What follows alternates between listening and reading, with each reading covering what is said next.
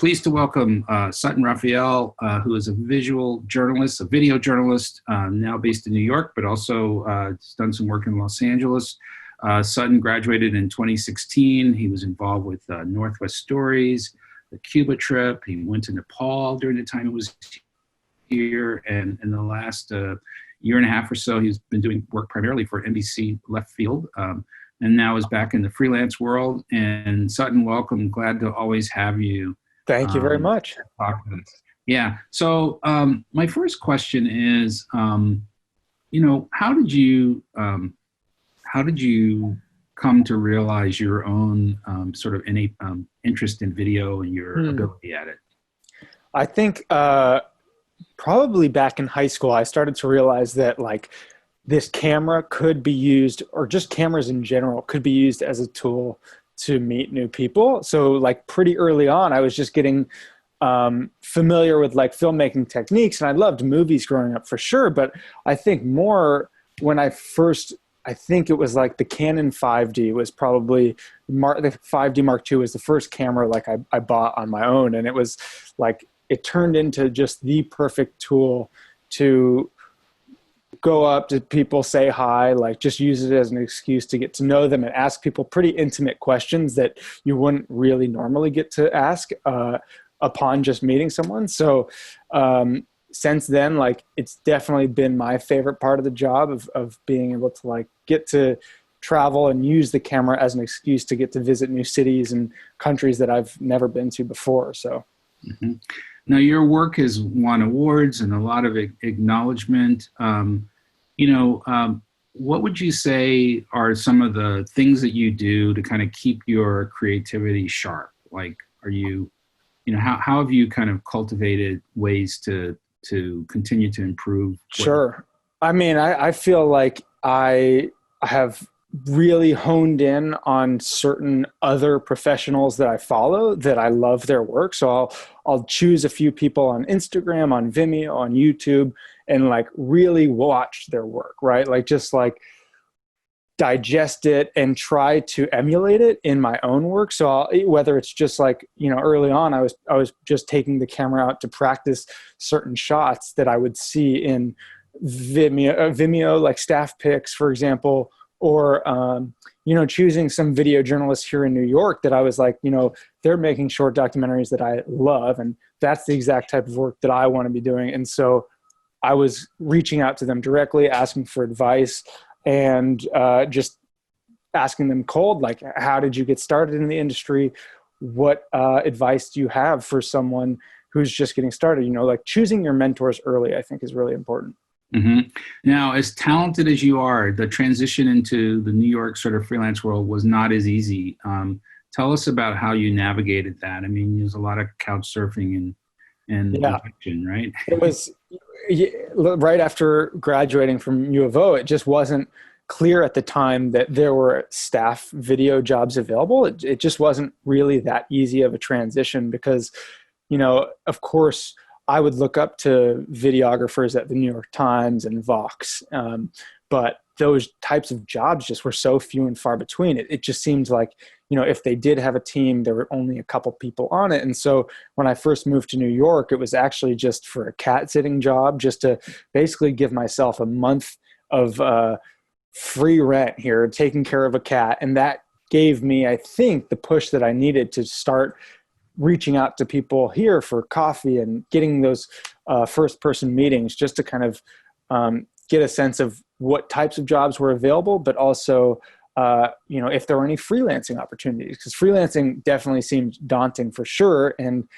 it was kind of just how I made it work the very first year by being a PA on sets, not always for documentaries, but also for social media branded content, some music videos. I helped film some of my friends like stand-up comedy performances and stuff like that. That was just, always increasing the network, but also just practice, just more and more time on the camera, making those mistakes that by the time I did get hired at NBC, I think I was, I had kind of made a lot of the mistakes that you could make. And so I was much more confident going into that staff job when it did present itself.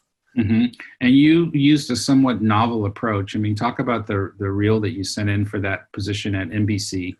Yeah, so when I first heard on Twitter that NBC News was launching this brand new short documentary unit, I thought it was too good to be true, like a definite dream job, and I didn't quite know how to approach it, but I figured if I came at it from a bunch of different angles, then that might work. So I ended up first submitting like a cold application, and instead of a cover letter, I ended up making a video about myself that was a bit of a reel of past work, but also a first person kind of narration of who I am and why I thought I was good for the job. And I definitely tried to include a bit of my personality and not make it too serious. And then after submitting the application, I went at it from a totally different angle and started emailing and calling staff members that I had identified through LinkedIn or Instagram who had already worked there. And while the first two emails went unresponded, the third did end up leading to a phone call that was like, hey, tell me more about the unit. Like, I'd love to hear more about the position. By the way, I did submit that application. And then I did end up submitting or sending the video that I had made to her as well. And she was the one who ended up passing it to her boss, the managing editor there. And so, I don't think it necessarily came from the cold application, but the video definitely did help kind of and describe the video. I mean, it was quite novel. Well, yeah, I think it was like 2.5 minutes, and it was a combination of previous short documentaries that I had filmed while studying at U of O, but also kind of from the perspective of like, I'm someone who has to run the camera by myself and edit a lot of the time. So kind of showing how I would film myself, from a skateboard or something like that mm-hmm. I hoped kind of to get across my run and gun kind of documentary aesthetic. Mm-hmm. Now, I know you had a real sort of dream come true. You had a chance to do a project with Damian Lillard from the Trailblazers. Talk about that. And yeah. Yeah, that growing up in Portland, Damian Lillard was someone who I had always kind of looked up to in the Blazers. And while I kind of like definitely wanted to film him on the basketball court at some point last year, the opportunity popped up to film his music video, and that was amazing. But I'd say that all stemmed from relationships that I had built back in college, where like I had found groups of people that I loved working with, and we had basically just done a lot of videos together outside of class, making social justice videos, music videos, just kind of building a portfolio of work that we really loved and wanted to do outside of school. And so when, my friend Tevin Tavares called me and said that he had kind of been presented with this opportunity to film the music video, like that was back in college, that was our dream job. So, being able to kind of 3 years later reunite and kind of knock that video out of the park, like that was, an amazing experience. And we loved working on that. So the more stuff like that, now that my team at NBC has ended, I am definitely going to be looking to kind of keep working with Tevin and kind of continuing to do the types of projects we used to do back in school. Mm-hmm. You were a co-founder of Combined Culture, and for students who may not know, it's an organization that invited people from all kinds of diverse backgrounds to get together and really celebrate culture, but also make creative projects. Talk about why that was important to you, and also just your own emphasis on social justice themes. Mm-hmm. Well, yeah, this would have been, I think, my junior year at school when we were all kind of looking for peers to collaborate with. And I really wanted to find people who could bring different things to the table than I could. So I had a camera at the time and I loved editing, but, I wanted to work with people who were potential screenwriters or even designers, right? Or studying commercials and advertising. And so we ended up getting this group of other students together who could all kind of pitch different ideas. And just through those projects, I think mostly we came out of it with portfolios that showed all of this different kinds of work. So it wasn't just music video, it wasn't just commercial, but it was kind of like it could be any number of these things. And I think that made all of us way more valuable when we did try to start entering the job market. And ultimately, like the group really still today serves as a way to kind of teach other kids about filmmaking and multimedia and how to execute like a full campaign with all of these different platforms sharing work at the same time. And so like what Tevin and Cam and Gerald have continued to do for students at the U of O, like that is a dream come true to see it kind of still living to give the next generation of students in the SOJC like the means to start collaborating with each other and making their own projects. Yeah. I want to ask you about, you know, it's like while some people would take their spring break and go lay on a beach, you decided to go to New Orleans with another student and really look at, you know, just what post-Katrina schools look like there with, you know, charters programs and everything else. Yeah. Talk about like what drives your thinking with those kinds of projects. I mean, like, well, at the end of the day, like I like really love doing this. Like if there is a free week in my life, like the idea that I could get to visit a new place or get to go sit down in someone's living room and interview them, like that is so much fun for me. So that was, I think, senior year of school, we did go to New Orleans to do a short documentary about the charter school system there, and just working with kids in high school who I was getting to meet for the first time. Like that was a great experience, and still to this day, like something that I always appreciate and feel like very fortunate to be like allowed into so many people's homes like that. Mm-hmm. I have one more question, and we're going to bring Micah in here. So you tell me about your creative process. So, you know, how you get a call saying, hey, come make a music video with, you know, Damian Lillard. What's your process? How do you? Well, I'd say like my process has definitely changed over time. Like I'd say one thing I learned at some point in school is that like the best stories can come from collaborating with other student journalists. Like, for example, when I had been living in Morocco, I had worked and partnered and co-directed a short documentary with another student journalist over there who allowed us, I think, to be able to get a much more in-depth and thoughtful story about a young woman who, if I was doing that story alone, I don't think I would have had the same, you know, access and the potential for that narrative arc. And so I'd say, don't be afraid to share your ideas. I always try to like bounce ideas off of people in pre-production to be like, you know, is there another angle that I could think about in how to shoot this, or whose voices could also be added to make that like well-rounded narrative? And you never can anticipate like some of those answers, right? So the more people you talk to ahead of those shoots and the more, I guess, like planning you do can really help. And then I'm going to kind of contradict myself here and say, when it comes to the actual shooting process, a lot of times not having a fully drawn out storyboard can actually help me, because I love going in with kind of very much working in the moment of, I'm not quite sure which angle is going to be right, but in that moment, you know, push yourself to get a lot, overshoot, get closer than you think you need to, and don't feel like you need to stick to that storyboard or, you know, set of shots that you've written out for yourself ahead of shoots. And, you know, moving through the creative process, I just say, like, in the edit, I love editing my own footage because I kind of have a sense of which chronologically, like which shots did I kind of shoot, and I kind of know, like, okay, if I got an establishing wide shot of this, I know that I want to cut to like the same type of movement after that. But I've also learned that working with outside editors, they can attack projects from a totally different skill set, and I love working with the editors now because they can see sequences that I didn't even anticipate. So I'd say, like, really mixing it up and testing yourself has been super helpful for me. But I don't know, that was a very long-winded answer. It was a great answer.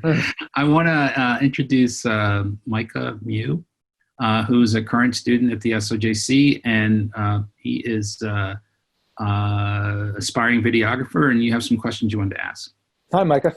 Hey, Sutton. Thanks for joining us. Of course. I was looking at your portfolio earlier, and man, you're like my dream job. So you're quite an inspiration. I guess my first question, and I think you answered a lot of it just now, but you have a really great body of work that has really evolved over time. And I was wondering, when did you see that shift from like practicing and making mistakes and working on your craft to like mastery and like full confidence? You know, that when did that happen for you? That's a great question, because I still don't think I've quite mastered anything yet. Like, I still feel self-conscious every single time I bring footage back. And like, I totally get embarrassed and anxious when I have to show people my rough cuts or my footage before I've edited it, because so much of the time, like still to this day, I'm making those mistakes. Like it was, I've forgotten to turn microphones on, and it's like those types of things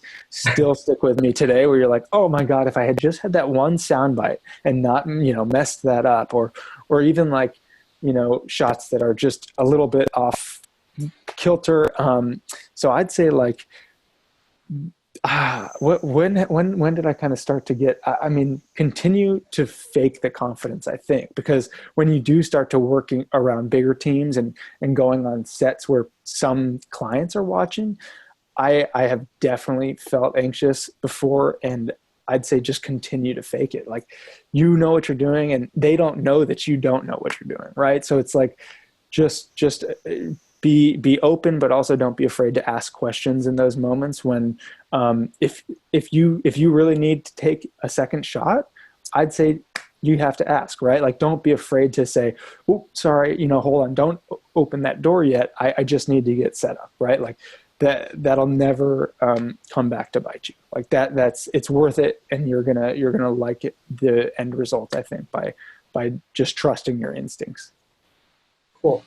I guess my next question, how did you start doing all of these projects and get started actually working with clients and getting your hands on with the camera? I think that's kind of like where I'm struggling right now. I'm like, I found my love for production again after walking away for a little bit. And I just want to find a way to just start doing stuff. I think, I think I found because I've gone back and forth on this over and over, and part of me, like, I really like working with clients sometimes because it helps pay my rent here, and I really don't like it other times because a lot of times the feedback doesn't always align with my own creative vision. And so I think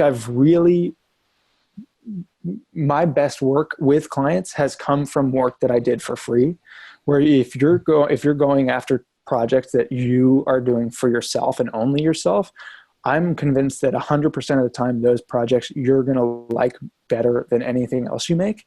And so by filling up your portfolio with projects that you're most passionate about, that you're doing for yourself, I actually think that that's how you get clients that will respect you, that type of work. Do you know what I mean? So like, if your portfolio looks like that type of work, it's going to lead to the types of clients whose work you'll, I'm kind of talking myself in a circle here, but I think you're following, where like, that's the type of work that'll shine strongest and I think lead to the best types of client work. So when you seek out like those passion projects, do you just like cold email people to ask them to collaborate, that kind of thing? Or how does that start? Most of the time it's like finding, I guess it depends on the genre, but most of the time it's with friends. Like I'm trying to reach out to friends who I know like to practice acting, or maybe there's a friend who has a band that they want a music video, like those types of projects that you'll do for free and that you'll edit for free often have to rely on free work from others too. Like you can't always afford to pay a costume designer or a set decorator for some of the short films that you might want to make on your own. But by kind of bringing all of those friends together and asking for favors, I think that's going to be how you end up making the most out of your passion projects. As far as like the client side, I think, taking on some editing jobs has kind of helped me in the past of like, if there's a certain production company that might need help with a couple edits for their Instagram videos, maybe those connections there they might need a director of photography or a cinematographer down the road on a different project.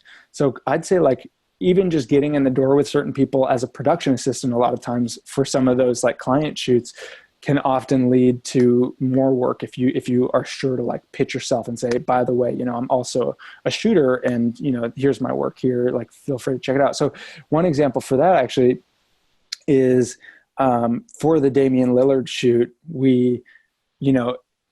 it was for a music video, but Damian ended up sending a lot of that footage to ESPN for a short documentary ESPN was doing about him.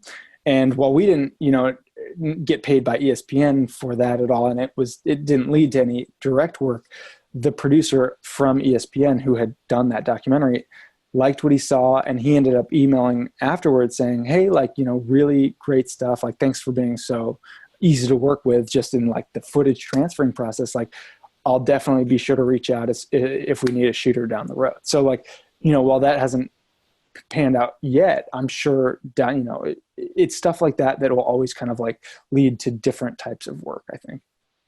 Cool. Thank you. Who do you look to for your creative inspiration when you were talking about that earlier? Yeah.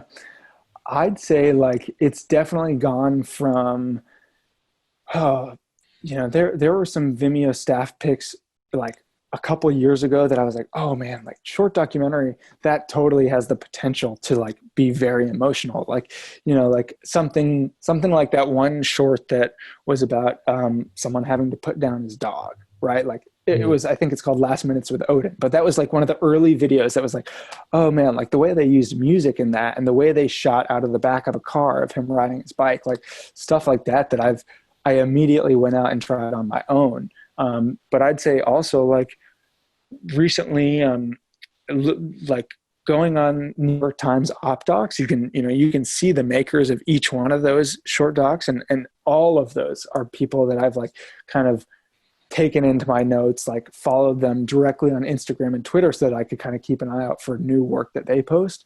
And I've even like happened to meet some of them through various networking stuff out here. Like one of the great reasons that New York is, I think, the spot to be if you're going into video journalism specifically, is that there are tons of networks out here called one called the Video Consortium that hold monthly gatherings where every video journalist from across the industry, from the New York Times, from Vice, from Vox, like they all gather and just like share work and share a beer like once a month at various venues across the city. So stuff like that is like really valuable as a reason to at least spend a little bit of time here to kind of meet those types of people. But recently, like I also look at like cinema directors, like